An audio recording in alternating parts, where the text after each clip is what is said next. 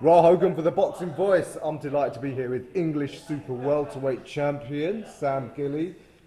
And as the English champion, that makes you the biggest hit to come out of Walthamstow since E17. Yeah, that is, mate. Yeah, do you know what? I like that. Yeah, how you doing? You alright? Fantastic, yeah. So, since we last spoke, you have become English champion, as you said. Impressive crunching fourth round knockout against Corsica's up in Birmingham. Tell us about the fight. Yeah, it was a little bit. Well, it was a little bit all of a rush, really. I mean, we was actually at Ross's wedding. It was one of my cornermen, and we was sat there. He was doing all the speeches and stuff like that. And Rod got a phone call from Lee Eaton, and I'd boxed the Friday before. And Rod got the phone call while I was at the table. I said, Drew Brown's pulled out of the fight. Would you like to take the English title in 3 weeks? So Rod took me dessert off me, and we were straight back into camp. And 3 weeks time, we booked all our stuff for Birmingham when I stayed up there. And I was lucky enough to have, I think it was close. I think it was 120 people come up to Birmingham with me and supported me, and we got a good win. So. Yeah, it was a good experience. I mean, Corsica's, he ain't the best super welterweight in the world, but nobody does that to him. No. I know you spoke to Danny Flexen a couple of weeks back, and you were saying that you've really come on under Ross with the punching power. You weren't much of a puncher in the amateur. No, yeah, under Rod, yeah, Rod sat me down on my shots a lot more, taught me how to transfer weight into my shots.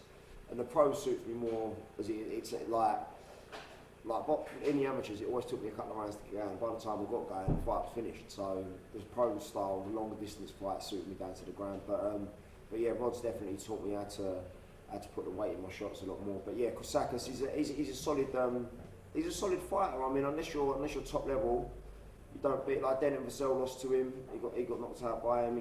He's got a good whack on him. Corsica's, he's gone the distance with a few lads. But yeah, like you say, no one's done that to him. But yeah, he's a tough geezer. Like he comes out fighting. I mean, it surprised me. He come out like 100 miles an hour, and I was like, you can't keep this up for 10 rounds, surely not. And we said in camp he'd slow down after about 3 rounds. So after the third round he did, and got the shot in the fourth. Mm-hmm. Also, when we last spoke, you did say how in your one defeat you were boiling down too much at welterweight.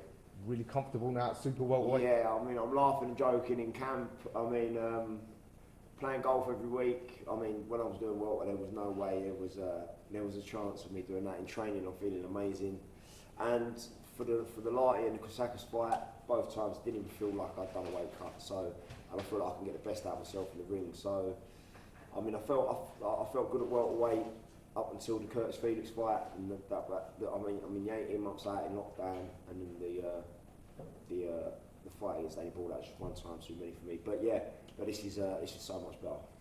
Yeah, fantastic, and obviously carrying on. I think when we spoke, did you say you're contracted to defend the English title twice? No. So it was I was contracted because Drew unfortunately had to pull out. When he was scheduled to box Corsica's in November, he had to pull out. So I got offered the opportunity if I signed to make sure I fight Drew next. So that's what this fight is. But then I'll win this, get this out of the way, and then we can move on. Oh, fantastic. So it's a fortnight from now, Drew's getting his chance. You seen much of him?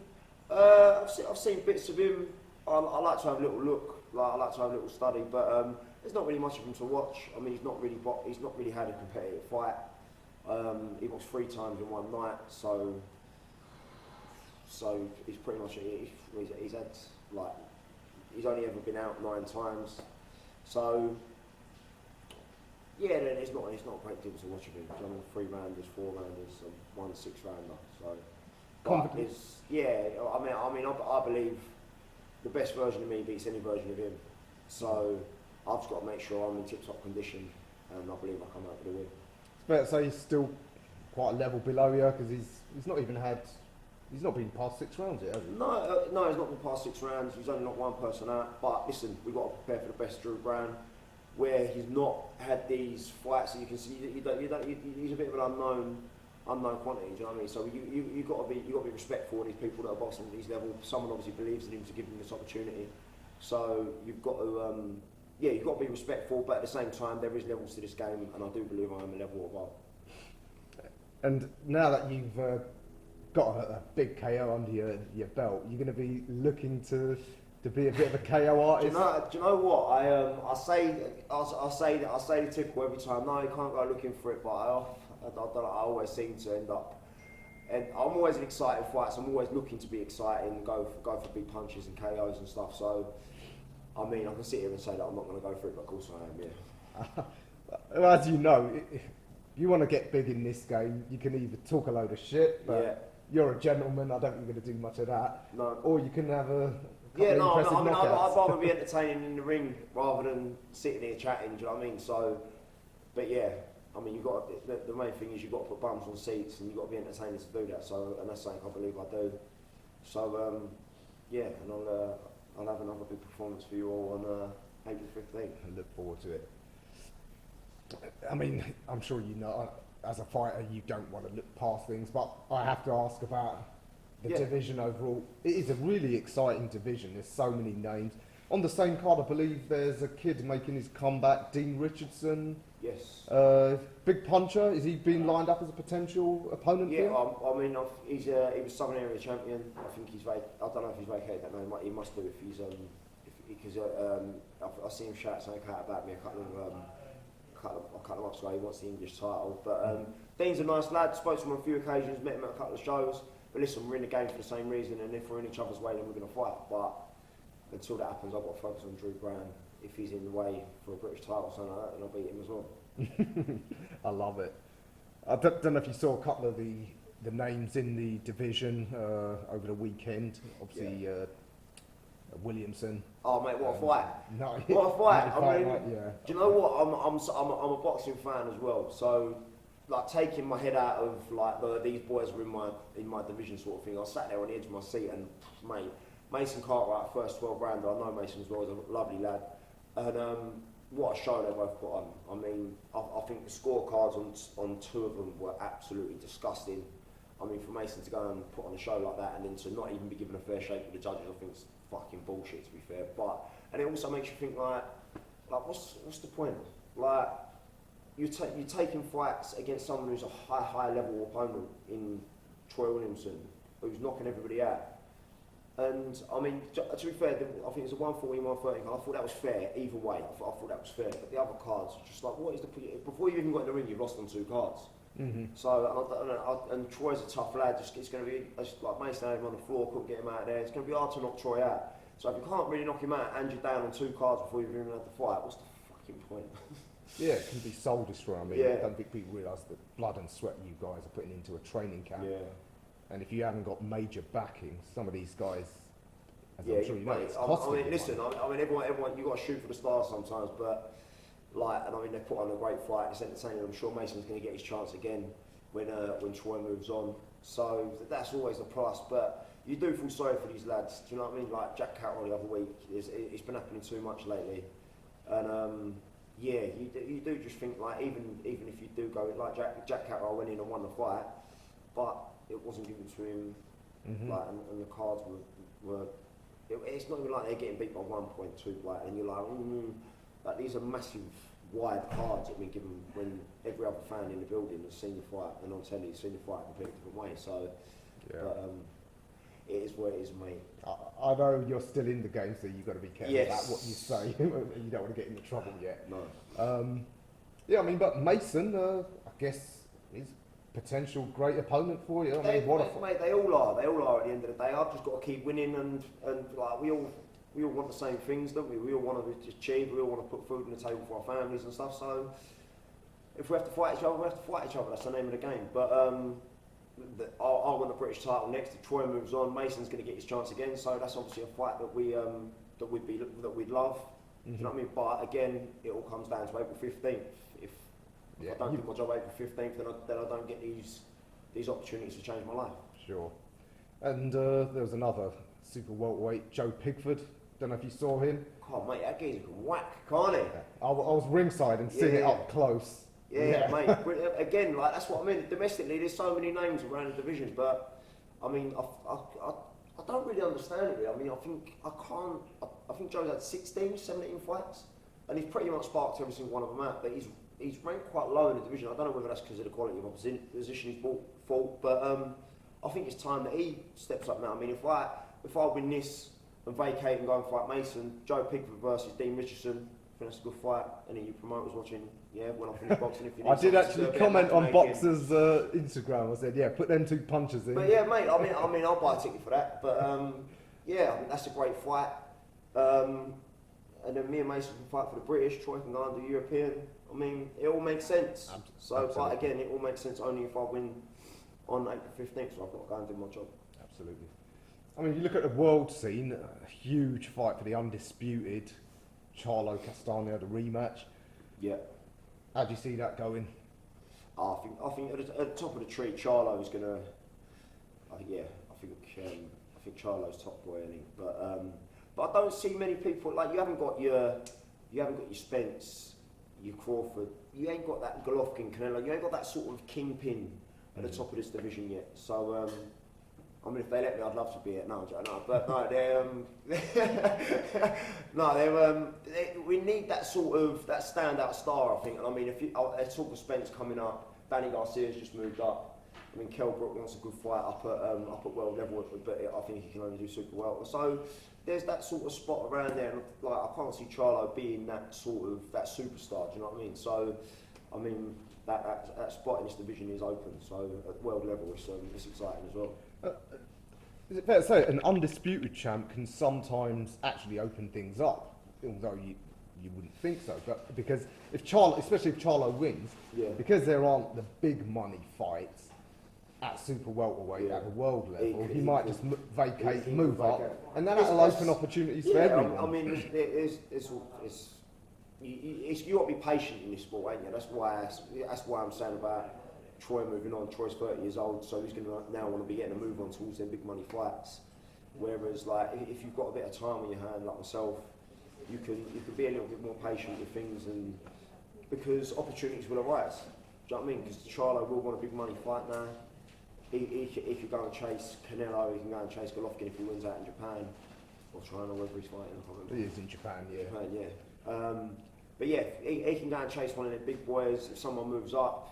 Do you know what I mean? And like you say, that frees up a few belts for people to go and put their names on. Absolutely. I mean, back to domestic level, like you mentioned, loads of great fights potentially for you. But I mean, as you know, sometimes fighters, they just sort of hang around hoping to get like the big fight. Yeah. I've seen like at super middleweight, for example, nobody wants to fight each other because they're just hoping to get the Canelo fight. But everyone's doing the lottery up there, aren't they? But mate, you know what? I'm a very real person. I'm not going to sit here and go, I want like one fight at a time, one belt at a time. I've always said that. The next fight for me is April 15th. Next belt for me is the British title.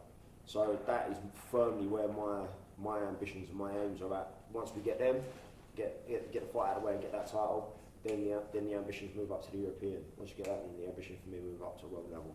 But every day in the gym I need to keep improving, keep learning, so that when these opportunities arise, I'm ready and I can take them on all force. Mm-hmm. As a fan, do you keep your eye on the division in terms of, say, some of the upcomers, any young flash kids? I mean, I know the Fail brothers, I think they're on the same card as you, that they were top amateurs, weren't they? Yeah, they're good kids. Yeah, they are very, very talented amateurs. But yeah, I mean, there's a few good names. I mean, I've always been, ever since I was a kid, I was at that average size. You know, like when you're 15 and you've got kids boxing a heavyweight, and there's only 2 kids in the country their size. I've always been that size where there's loads of fighters. So and even at a pro, you see them all coming through. You go, I wonder what weight he is, super welter. You think, oh fuck yeah, like there's another one. Like there's loads and loads and loads. But yeah, stand out for me. I mean, coming from me, I've been sparring Pat McCormack. Yeah. I know he's boxing at welter, but he's a very, very talented boy. Mm-hmm. And he's in a good gym as well, got good people around him. But yeah, there was a couple of good fighters coming through. So it's going to be exciting for many a year for you. Yeah, I mean, it's good because by the time I get to where I want to be, you're going to have someone coming up and calling my name. So it's nice to be Do you know what I mean? So, when I mean, Dean called me out, it was like, I want the English title, so I want saying blah, blah, blah. It's nice to know that you're doing well enough for people to actually call you out. It's when people don't say your name, you know you're doing something wrong. Do you know what I mean? So, but yeah, it's exciting. Absolutely. What do you make of some of the other big fights coming up? Tyson Fury v Dillian Whyte, that's the biggest fight. I mean, yeah, I mean, it's a great fight. I mean, I wouldn't say Tyson's going to win it easily, but I think Tyson is the best heavyweight in the world. So I do think Tyson will come through that fight with an impressive win. It's about time Dillian Whyte got his shot. Do you know what I mean? He's waited 355 million days for it. So yeah, it's nice that he finally gets his opportunity. It's nice that he's, like I said about the patience earlier. Do you know what I mean? About having that time to, because if he was, say he was 5 years older, like by the time he's shot by the time he gets his opportunity. So it's lucky that he's had that enough time to wait this out and get his opportunity. But yeah, that's a fight I'm looking forward to. Bivol versus Canelo, that is a great fight. I can't wait for that. Canelo, I think I can't really see anyone beating him at the minute. But yeah, that's another one I'll be staying up early doors and watching. Mm-hmm. Another fight that has been talked about, I don't think it's signed yet, same division, Beterbiev v Joe Smith. Anthony Yard might get the winner of that, another local boy of ours. So how do you see that one? Mate, I think that Beterbiev, mate, I mean, he doesn't look like it just punches to there, but he's obviously so heavy-handed, and Joe Smith's got good skills, but yeah, I can't really see many people, unless, I think that's probably the only one Canelo would be in trouble with, that Beterbiev. Mm-hmm. If he went up too heavy, and then I think that would be the only one that could trouble him, but yeah, I see Beterbiev winning that fight. But and Yard, I think, listen, I don't want to. I think Yard's an amazing fighter. But I don't want to say like he should be doing this, he should be doing that. But I think he's obviously had the Lyndon Arthur thing, lost 1-1-1. I think he needs a couple more of them sort of wins against very active people to then dip his toe back in at world level. Go for a European, go for an EBU European or something like that, and then dip your toe back in at world level. Don't let them two fight and go straight in for one of them two. Mm-hmm. So, because I'd like, especially for myself, I didn't have a big amateur background, so I've always said doing it belt by belt, traditional route. You learn along the way. Do you know what I mean? You don't just jump, like when you work at a job, you don't just go wallop straight in at the top there. You work your way up, and same thing with boxing. I think you can take step by step. You're learning every single day. So, and if you take a big a jump too big, you can end up coming unstuck. Yeah, that was the criticism of the Kovalev fight, but.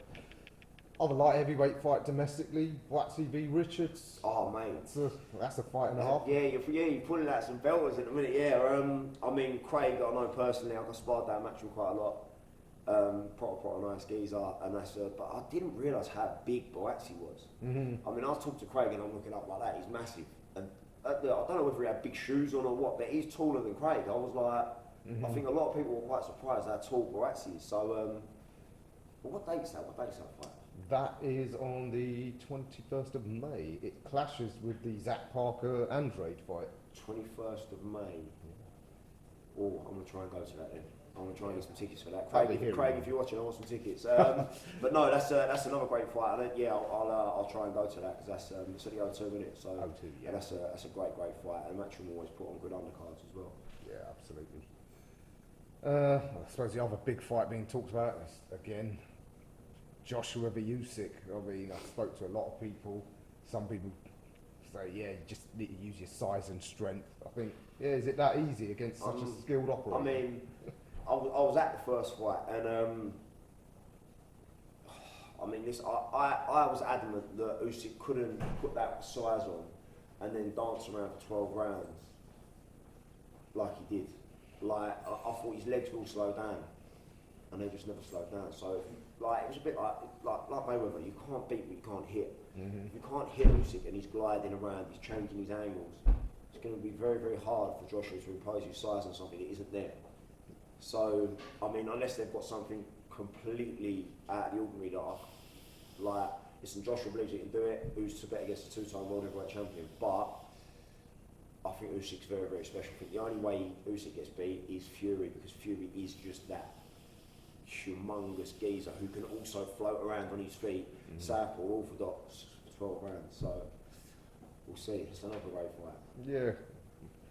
I mean, people misconstrue it. We all want Anthony to win, but Yeah, mate, 100%. Like, don't get me wrong. I mean, I'd love for Anthony to go out there and knock him out in the first round, 3-time heavyweight champion of the world. I mean, he's on levels with Muhammad Ali there for titles, isn't he? So, but he's got a hard task in front of him. But I mean, he's made some changes, so we'll have to wait and see. But hopefully, he comes through that. Then Fury comes through his one, and then we get that.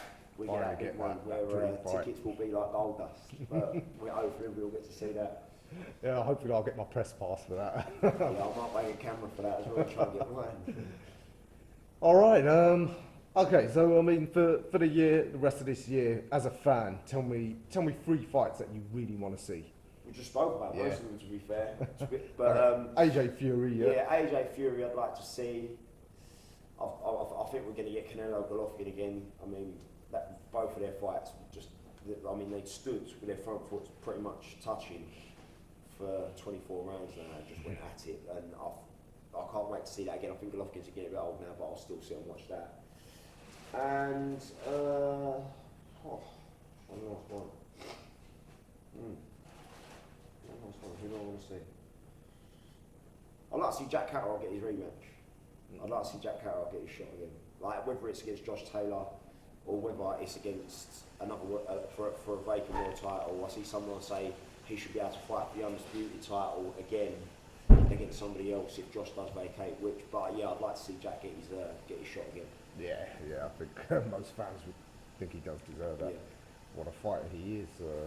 Definitely can't. Oh mate, he surprised all of us. I mean, I see Josh Taylor in the MTK gym a lot, and it's nothing against Josh. Do you know what I mean? He's cleaned up the division, but I've said about me feeling fucked at the weight one too many times. I think he felt the same thing last time. So, but yeah, so he'll obviously move up to 154, so he'll have some great fights up there. But yeah, I think it's only fair that Jack gets that. Yeah. And for yourself, target by the end of the year, British champ? Yeah, 100%. Yeah, Canelo, yeah. Yeah, I'll throw myself into the lottery and get the payday. But no, yeah, just yeah, mate. I'd love to be in line for a British, 100%. Well, 2 weeks from now, deal with Drew Brown. I'm sure you'll be next in line. Yeah, lovely. Yeah, sounds great. Sam, anything you want to add?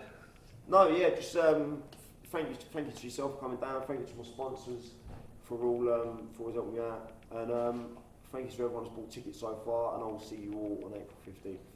Fab. Sam Gilley, thanks for speaking to the Boxing Voice. Cheers, mate. For the video, feel free to hit the like, subscribe, and share. As always, if you want to support us to the next level, head over to the patreon.com/ThaBoxingVoice. We have tons of exclusive from Border Wars, Entitled, betting shows, the list goes on and on and on. But in addition to that, if you guys have questions for fighters, trainers, and promoters, this is where you can submit them. We will run out, get these questions answered, and put it back on the show just for you guys. Appreciate it. Peace.